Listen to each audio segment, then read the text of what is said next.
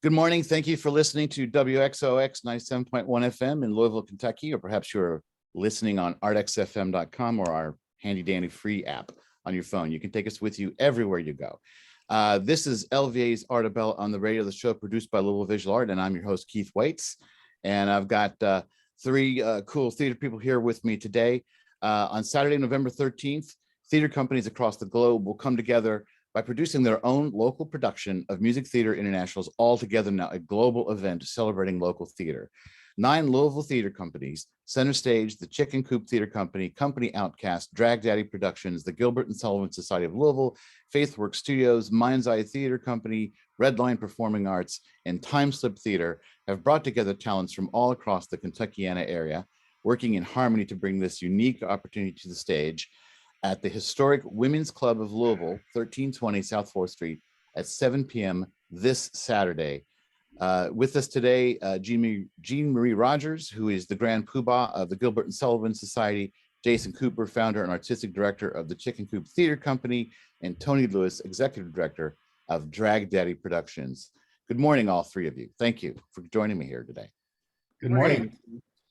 So first off, I love that you said Kentuckiana in this press release, because I feel like that's an older phrase now. Nobody uses Kentuckiana. It's sort of like the greater Louisville, greater Louisville metro area or whatever. But I grew up with Kentuckiana, and I know exactly what that means. So let's, Jeanne-Marie, let's start with you. So Music Theater International put this out there, and it's no surprise to me that the Louisville theater community snatch this opportunity, but how does it get started? Who was the first person who said we got to do this and started making calls? Was that you? Well, yeah, kind of like what I say with the Gilbert and Sullivan Society before all of our shows. You know, if I'm prevailed upon to make a curtain speech, I always say that I'm Jeanne-Marie Rogers and this is all my fault. And that's kind of been the situation with this production as well.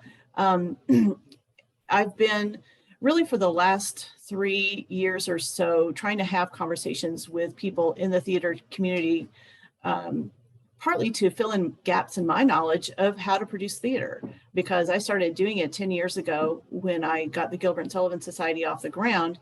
And because that is a very specific art form that typically doesn't use a lot of sound reinforcement and is, you know, not as maybe technically has as much technical requirements as other forms of theater, I could kind of get away with it, but I also felt like, you know, I didn't know what I was doing when it came to that side of it. So all that to say that 3 or so years ago, I struck a conversation with Martin French, who was doing the lighting for one of Rush Trowell's shows at the Russell Theater, and thought, you know, Martin is one of those people that works with a lot of different folks in the community as lighting, you know, directing, doing all kinds of things that are not in my skill set. And so let's start talking to each other. And so we did. And then we started inviting really everybody into the conversation, literally as many folks as we could get the word out to. Let's get together and talk about what we're doing in theater on a, you know, somewhat under the professional level. I mean, it's so hard. People get really touchy about those labels, but, you know, something that is not Actors Theater, that is not Kentucky Opera, but is still very much part of the community. So, you know, let's fast forward over 2020 altogether. That was bad. Our last program was on February 29th, 2020. So we just barely squeaked in there. And we tried to keep the conversation going. You know, what are you all doing now? What do you look forward to doing? And all that kind of thing. And we had a lot of engagement from different folks who were both producing and performing in and supporting the theater scene. Then in May of this year, I heard about this Music Theater International offer to make the production available for anybody to produce on the specific weekend in November. And there would be no royalties or licensing fees involved. And I thought, you know, that's a that's something that people can get behind, I hope. And so in June, when they really started releasing the materials, because for a while it was announced, but nobody really knew what was going on with it. I started sending out emails to all the people on my list, and I had a very extensive list of folks, because there's over 60 theater companies in Kentuckiana, and wanted to see, how many people would really be willing to each take a song, and how can we work together? How can we make all of those conversations into something that actually happens? And so, we started emailing and talking on Facebook and talking on Zoom. I remember when Tony started messaging me, and I was like, this is amazing. I am so excited to have, a drag production in the mix. And, it's kind of, and we've talked just a little bit about it. In a way, it's as far from Gilbert and Sullivan as you can get, because they actually didn't approve of drag performance in there. And they were very controlling of their rights and all that, early on. But on the other hand, it's also kind of perfect, for us to maybe someday work together on a production. So that's where it started. And, people just kind of answered the call. And that's a lot of talking for an oboe player. So I'm going to let somebody else take it from there.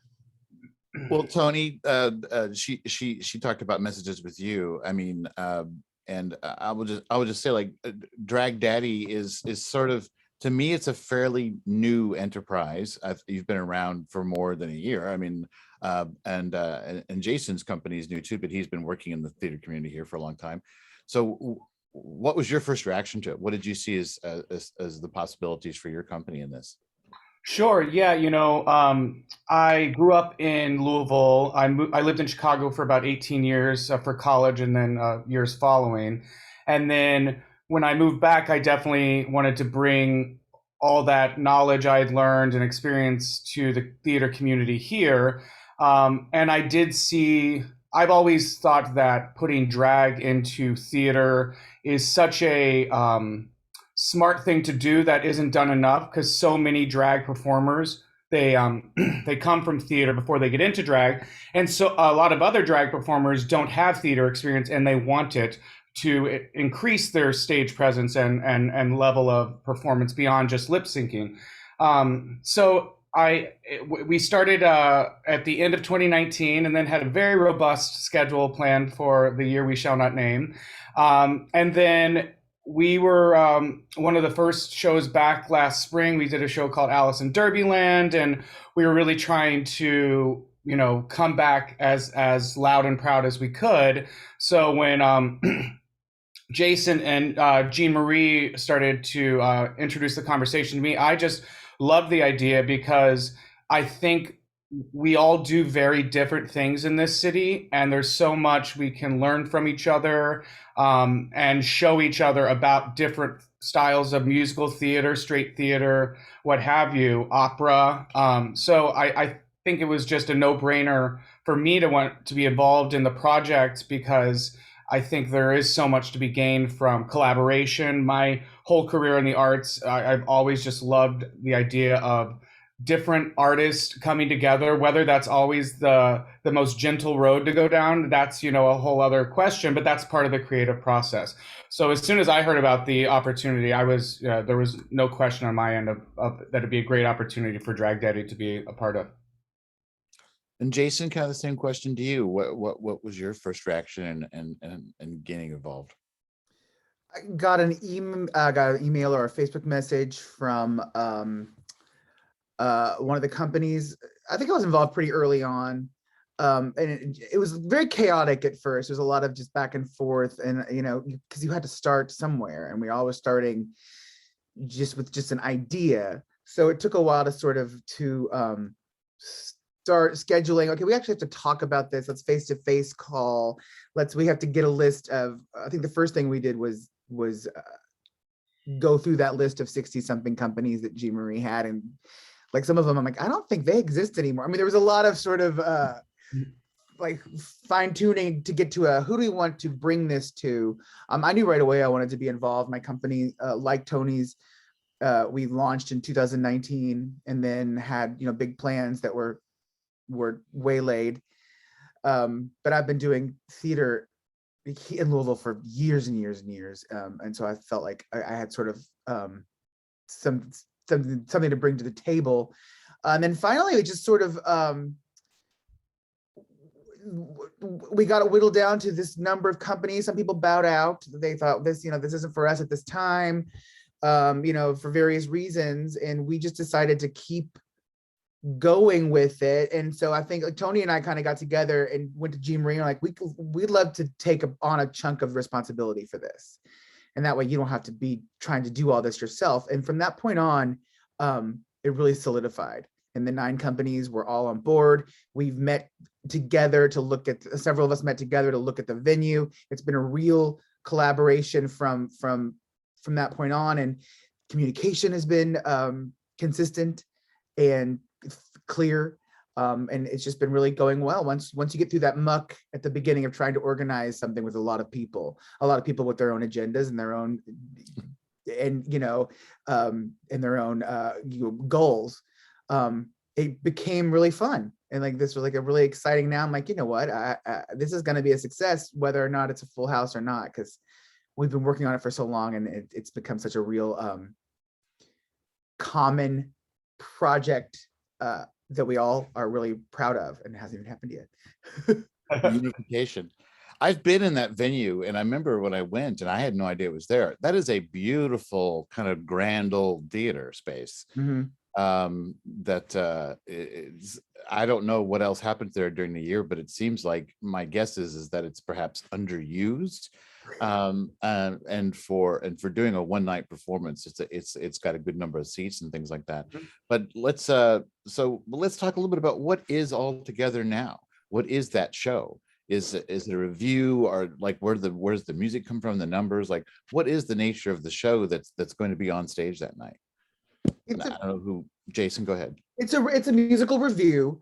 So it's all songs from shows in the MTI catalog, and they have the rights to a lot of your big musicals.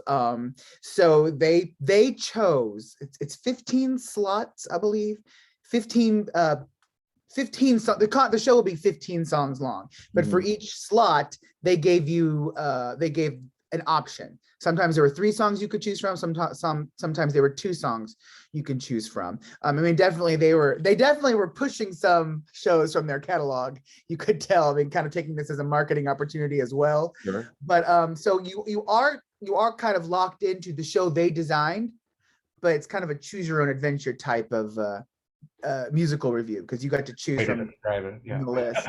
So that any given production in a given city, there's going to be some variety to that. Yes, variable. And they definitely had some selections that were more kid oriented, For sure. that you could see that they were targeting it towards a school as opposed to a group of adult organizations, which is we are. We had to get Alonzo to agree to take on a performance from High School Musical, because we're like we don't have I'd have at least one. Yeah. But we decided early on that to make this, because of COVID, and because of some companies dropped out because it was when the Delta variant really surged. And so we decided, for simplicity, as far as, okay, let's make this let's go for the more solo acts and a lot of the big group numbers. Let's not go for the big choreographed numbers. We're kind of going with elegance. We're like let's have the actors all in formal attire, and it works really well in that beautiful space.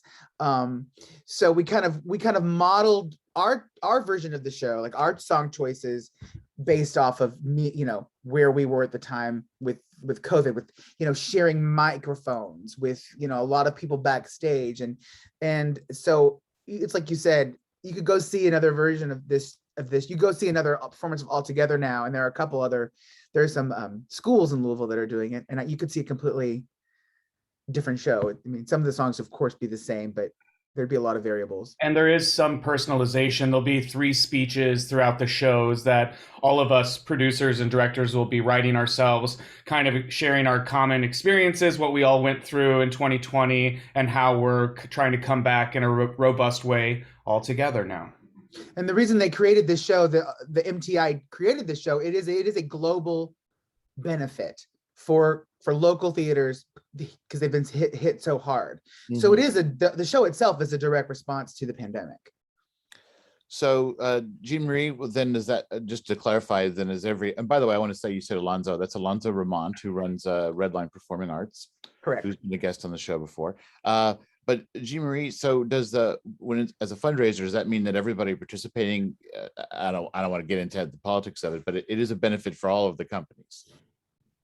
Yeah, so we all agreed that we could contribute for the space, the insurance, the marketing materials, and then we'll divide the revenues between the 3 companies. I mean, between the 9 companies, and they've all put something in to.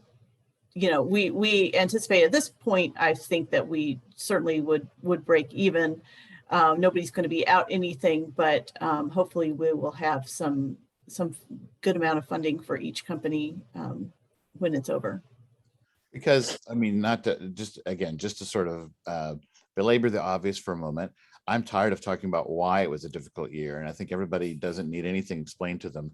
But local companies canceled a lot of performances. Some companies went a year without a performance. And for local companies like who you guys represent, there are grants and things like that. But the revenue from ticket sales is really, really crucial. And so, you just had to kind of sit out for a little bit. Right. Go ahead. Well, we attempted the online show. We actually tried 2 versions of it. It was really important to me because we'd only had one show. We were a week away from tech when everything happened, taking our second show. So I just kind of wanted to keep our name out there. So we did 2 streaming shows during 2020 to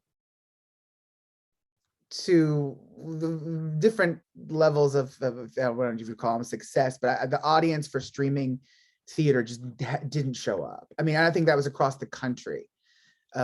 It just didn't catch. It didn't catch. And maybe if it had gone on for a lot longer, maybe they would have eventually shown up. But it didn't turn out to be, I don't want to say profitable, but it wasn't a rewarding experience, just kind of all the way around. The audience just failed to show up, and it's just not the same medium. Yeah, we did one digital production for Drag Daddy, and it was this really cool version of Romeo and Juliet. We had people from all over the country, which was a very cool experience to like bring in artists I'd worked with who are now spread all across the country. But then, when I looked at how many people actually watched it, it was almost just over the 20 something actors, and then we replayed it and rebroadcast it, and it got a little more traction. But it's like you put so much work into something, and all of a sudden, like, no one's showing up, and the work is solid too. It wasn't like I'm biased, of course, but it was solid, Shakespearean streaming work, and people would rather watch Netflix, just to be frank about it. Right. Well, I watched plenty of Netflix during the pandemic, and watched too much of it anyway. But yeah, I know. I mean, there was at least one performance that an online performance I attended where, and it was using the Zoom format, so you could see how many people were there, and I was pretty sure I was the only audience member. Oh, but, no! It wasn't yours, Jason. I think. No, we didn't hit those, luckily. And for myself, it was fascinating to watch those things and see how people did different things. Like a little repertory company took a show they were about to produce and they turned it into a live radio thing, to see how people could pivot. And again, I don't know what kind of audience showed up for that, but I appreciate the creativity. Jason, your production of Clue, I thought was a blast. Was it as satisfying as being in a theater space? No. But I appreciated seeing it. Like, you guys played with that Zoom format. You really tried to lean into it and make it things. Yeah. All I remember is Beth Tantanella having a death scene where her face came right against the screen. I thought it was just really fun. But anyway, So, so Tony, so when you looked at this, I'm thinking about like, what are the specific sorts of things like navigating through these numbers, like for each company to look at a number and say, well, I want to do that. And like, everybody goes like, well, I want to do that, you know? So, but you were looking at it through the lens of thinking about drag performance. I mean, were there certain numbers that just sort of, you know, were right for that and other numbers weren't? I mean, what was your decision-making process about how you approached the material you saw? Yeah, we all kind of put in like our top three, and then we, you know, some people got their first pick right away because no one else wanted that. So it was definitely a very interesting elimination process. And I was definitely trying to think, okay, what is the best material in a musical theater catalog for men dressed as women? The one that it ended up that I'm doing two, but originally it was just going to be one, and that we landed on for us was "Seize the Day" from Newsies, and it's a very much can be a pride anthem with not a lot of work and a little lipstick. So that was definitely like I was at first a little had a little trepidation, but then when I started thinking about it and looking at the lyrics, I was like, this song is about pride in yourself. It was about these newsies having pride in themselves, you know, back in the day in New York, but the song itself is about pride. And then the other song we landed with was "You Could Drive a Person Crazy" from Company, which I just love Company. And I am blessed to work with some very talented tenors with Drag Daddy Productions, who all three of them are singing the original notes in the original key written by Sondheim. And believe me, those harmonies written by Sondheim, they're having fun with them. But it's really exciting to have such amazing local talent who can tackle a song that was not written for men to sing. And I mean, in my opinion, they're totally crushing it. So it's really cool to apply a material that I wouldn't necessarily think to apply to my brand of theater with this project. So it's been really fun. Well, and that makes me think, you know, when we talk about, I've been looking at this theater community for a long time and all these different companies and what they do. And, you know, one of the things we were talking earlier, I don't know if we were on the recording it or not, but the sort of separation between what is a community theater and amateur and what does that word mean and what's professional.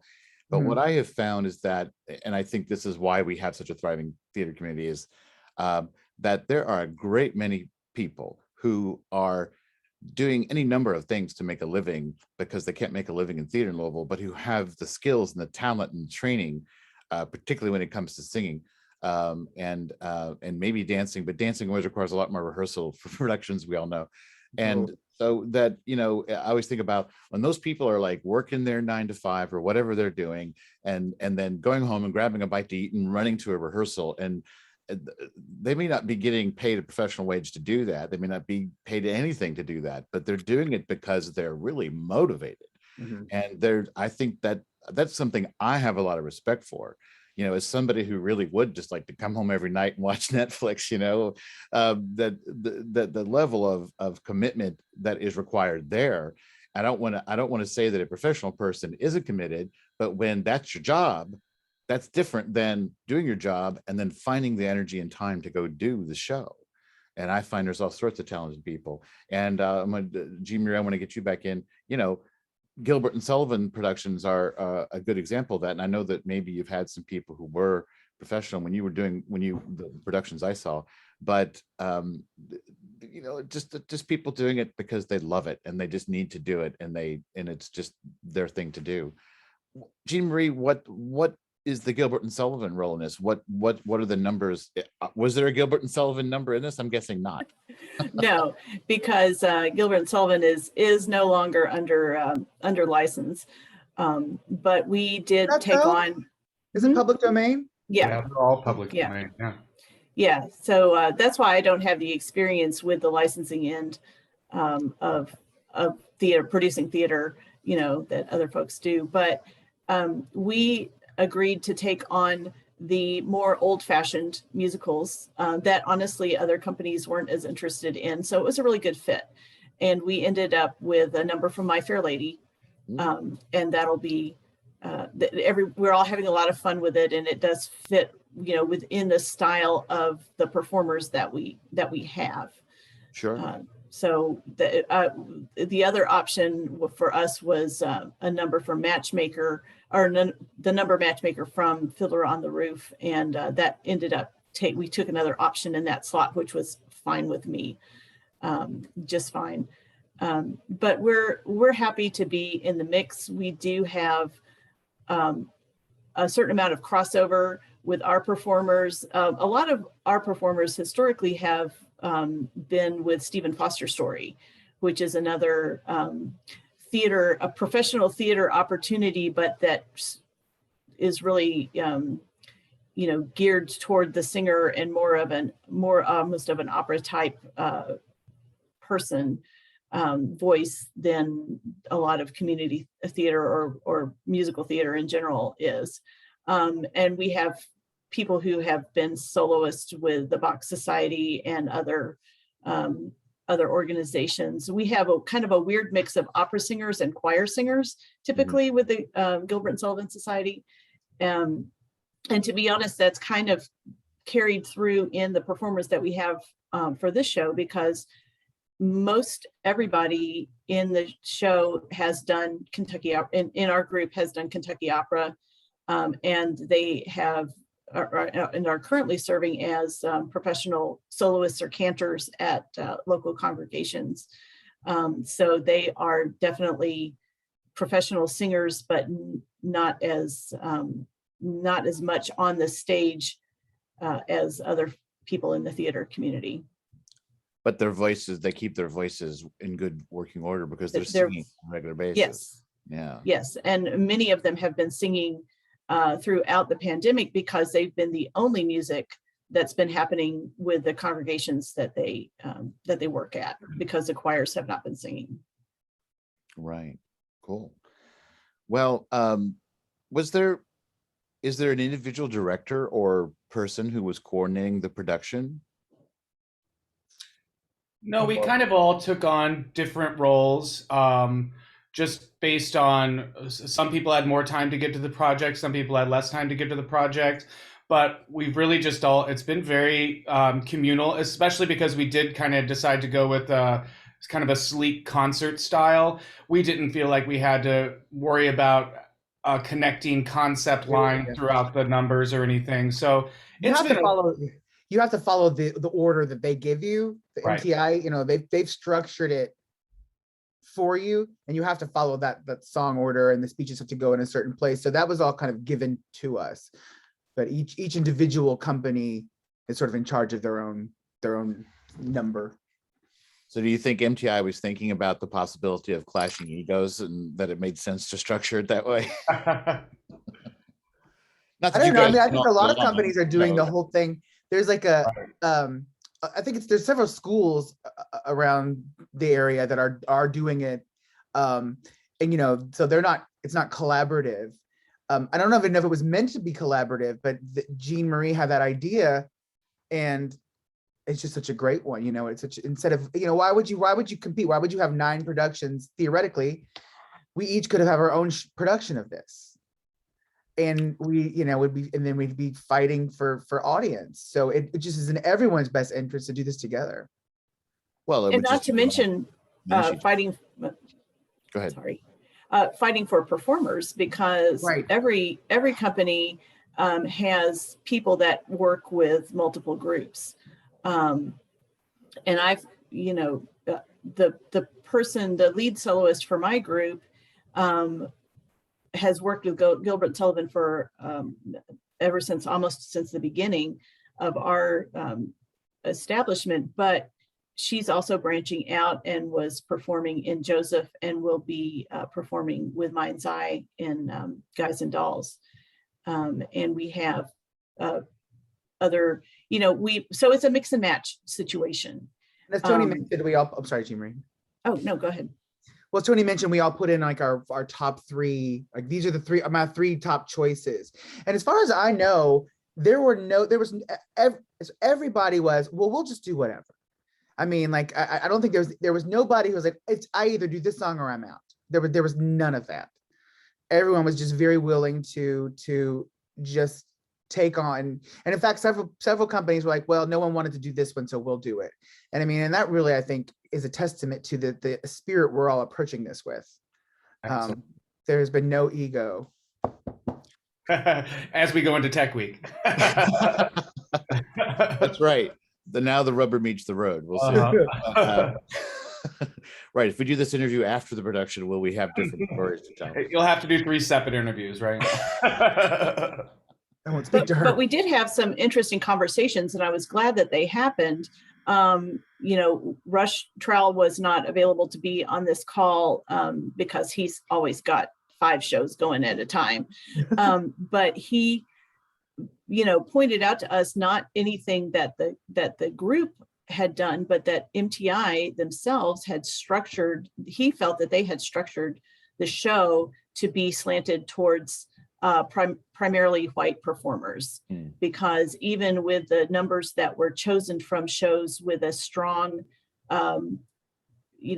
multi-racial theme, like Ragtime, Once on This Island, that they picked that they had those shows available in their catalog, but they chose songs that did not center the Black experience that was actually depicted in the musical, but MTI didn't select those numbers to be featured in this show. And so, Rush brought that to our attention, because I don't know that we would really have clued into that, and I was really grateful for him to have that and give us something to think about.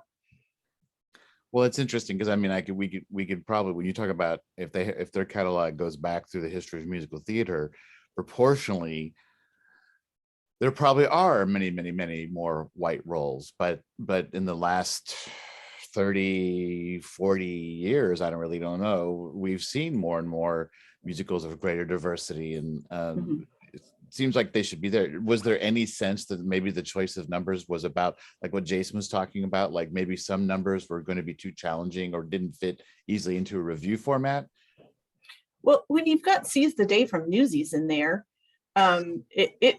it does feel like that, everything wasn't geared toward a concert production. I mean, we're reimagining it, but that's a number that you literally can't do as written without massive amounts of scenery, not to mention the rehearsal period. You can't stop the beat from Hairspray as an option too. We didn't choose that option, but that was one of the options too. And that's like, that's a giant chorus choreographed number. So I don't know what I think that they were marketing. I think a lot of this show really is, because there's a lot of like children's shows, or like there's almost in every slot there was an option from Matilda the musical, and a lot of like was it Junie B. Jones the musical? I'm like, who but they also really they're trying to get you to decide to do a full-scale production. They like get you interested in licensing it, because they also had like really obscure shows like The Baker's Wife. And like you could have sung Meadowlark. I almost chose that, but like nobody does that. That show's unheard. You know what I mean? It's a kind of notorious flop. So it was really interesting, the shows that they chose, and I think there was definitely a marketing group behind it. It wasn't. I don't think it was willy-nilly at all. And part of me wonders if there isn't necessarily any controversial themes or any, I think a lot of the music was chosen to make sure there wasn't a lot to interpret as far as thematically and messaging, especially coming out of 2020 with so much focus on social justice and racial justice. I think they might have been steering away from that based on the music chosen, and maybe that led to the fact that there isn't a lot of music in the music chosen specifically written for characters that are portrayed Black in the original musicals, or of any other race, really.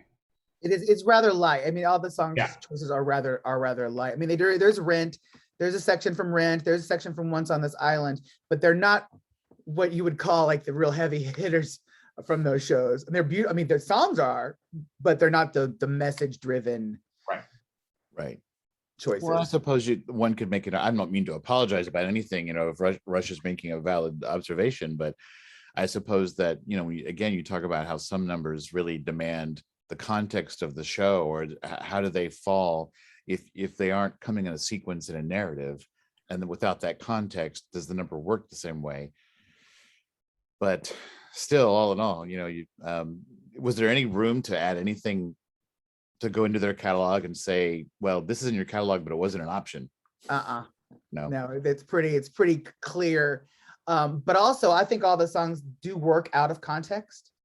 So you could have anybody, you could have anybody singing anything. I mean, there's not even anything that says that you can't. I mean, you could do anything you want with gender. With there's no, you don't have to be in character to sing the songs. Yeah, we're all able to conceptualize each of our numbers however we want to, which was a nice freedom, for us to take on, as far as what do we want our companies to say to this larger group of a community. And I really love that opportunity. And like I had already mentioned, doing Seize the Day, because, Drag Daddy is an LGBTQIA driven, drag driven company. So to be able to showcase that messaging with our number is really exciting for us. Well, and before we run out of time, I want to give everybody a chance to talk a little bit about their company and what's going on, like what you got coming up next. And because it seems to me like this is a fundraiser, but it also seems to me like, of course, this is an opportunity to raise awareness of each company, because a lot of times in Louisville, different companies have their own audience, or an audience that might be aware of 2 or 3 companies, and this is an opportunity to bring the center stage audience to become aware of Drag Daddy, and the Gilbert and Sullivan audience to become aware of Chicken Coop, and that kind of thing, to sort of cross pollinate some of those audiences. So Jason, Chicken Coop, as you say, both you and Drag Daddy started in 2019, and you just finished up a production of The Haunting of Hill House. Yeah. That for the spooky Halloween time, but you're doing something next, which and you're having auditions later today, and I'm really curious to know, you're doing Xanadu. Yes. And when is that happening? That is happening in April, at Champs Roller Dome. We're actually staging the show at a roller rink, which I just think is going to be so much fun. I love Xanadu, the insane 1980 musical, but the Broadway show is just so hilarious. And I believe we're the first company in Louisville, other than a school, to do it. I think right. I'm excited about that. Do the auditions require that people roller skate? No, but they do not. You only have to be good on skates to be one of the two leads. However, since we are doing it at a roller rink, everybody's going to be on skates at some point. But comedy skating is going to be just as entertaining as really good. Well, I trust the audience is not going to be required to wear roller skates. They are not, but the show will be. I mean, the rink will be open for open skate for the audience after the show each night. So we're really excited about that. I'm terrible at roller skates, and so that would be something that I would have to not come to your show, and I would hate to say that. Oh, no, you're not required. No forced skating. No forced skating. You can sit and watch people as they tumble. Well, and I have to say, having never seen the stage show, when you said you're doing Xanadu, my immediate reaction is kind of like, oh gosh, really? Oh, but then you said you're doing it at a roller rink, and I'm like, oh my God. Well, the show is absolutely required that I get. The musical is pure satire. I mean, the music is very faithful to the original soundtrack, because that soundtrack was very well received in its day. The movie, however, is a different story. Yeah. And so it's very tongue-in-cheek, and the script is as much yes, it makes fun of Xanadu throughout, but it also is a big satire on the trend of turning movies into musicals. Oh, okay. That's a running gag through all of the show. And also they take the Greek mythology part of it a little further too. Oh, cool. It's really, really fun. Cool. Well, Tony, talk about what you're doing, Hedwig. I think that's your project, or unless you're doing something in between. No, yeah, that is our next project. We're doing Hedwig and the Angry Inch at Play Louisville from December 2nd through 5th. And it's actually Play Louisville's first live band musical. It's also Drag Daddy Productions' first live band musical. So I'm really excited. John Austin Clark is an amazing music director in town. He got together this excellent band, and Gilda Wabbit, who is one of the playmates at Play, is playing Hedwig, and truly is just rehearsals are going amazingly. She's giving this otherworldly performance. Her German accent is on point, and her voice is it just soars. So I'm really excited for that. And then right after that, we're doing Snow White and the Seven Drag Queens, our holiday edition, which will also be at Play Louisville on December 18th, which also stars Gilda Wabbit as Snow White. So if I have a title character, I tend to give it to Gilda Wabbit because that's how talented. I'm repping her shirt today as well. Are you her manager? I'm sorry to think you're her manager. No, I just cast her and everything. So.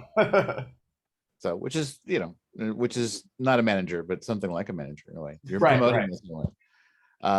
And Jeanne-Marie, I know you don't have a Gilbert and Sullivan production going on, and but what do you see? What's your hope for the future of Gilbert and Sullivan? Well, I hope that we can get back on track for 22. We have historically had a lot of older people in our chorus. A lot of them are the people that did Gilbert and Sullivan growing up, and they're excited about the opportunity to still do it. And so that has really played into our decision to not try to get started again with rehearsals and performances, because we're still kind of feeling out that whole singing together situation.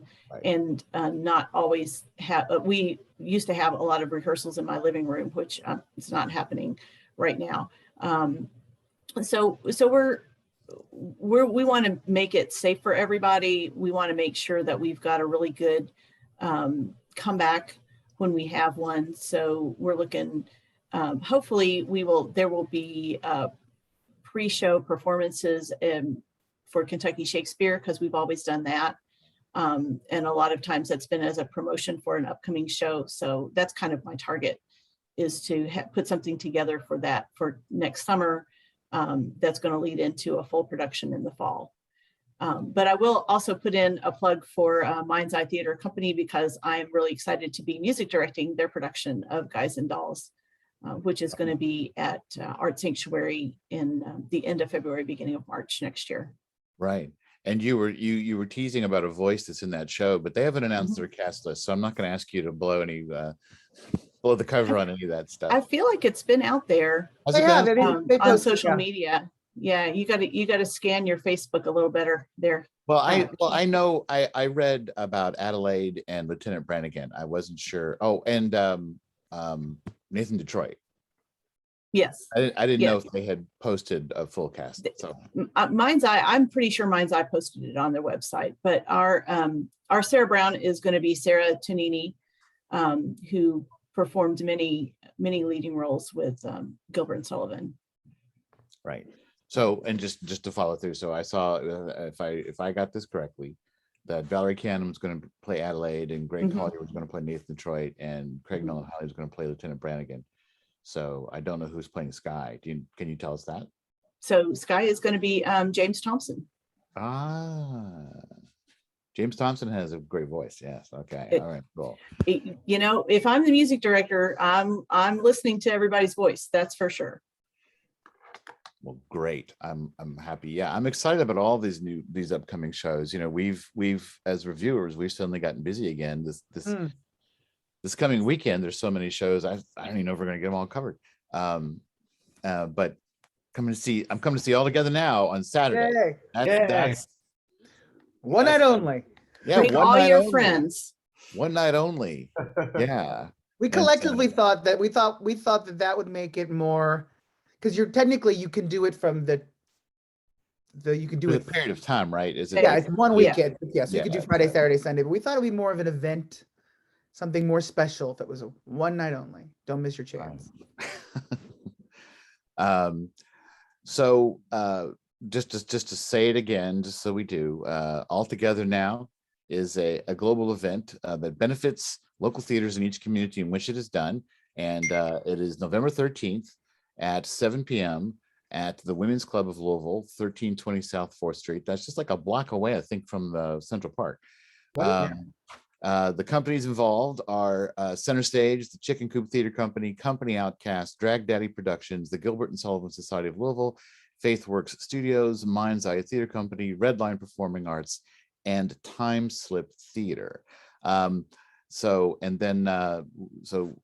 you, Jeanne-Marie Rogers and Jason Cooper, Jeanne-Marie of Gilbert and Sullivan, Jason Cooper of Chicken Coop Theater, and Tony Lewis of Drag Daddy Productions, all the grand poobahs of their companies here talking to me today.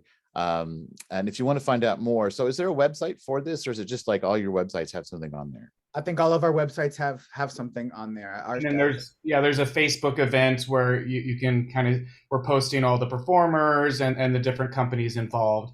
And I just wanted, before we ended, because we all got to plug our shows coming up, but I definitely wanted to point out some of the other companies involved. Time Slip has Cruel Intentions, the musical, coming up. Redline Performing Arts has Rent coming up in mid-December. I know Center Stage, their Falsettos production won't be until spring of 2022. I believe it got rescheduled.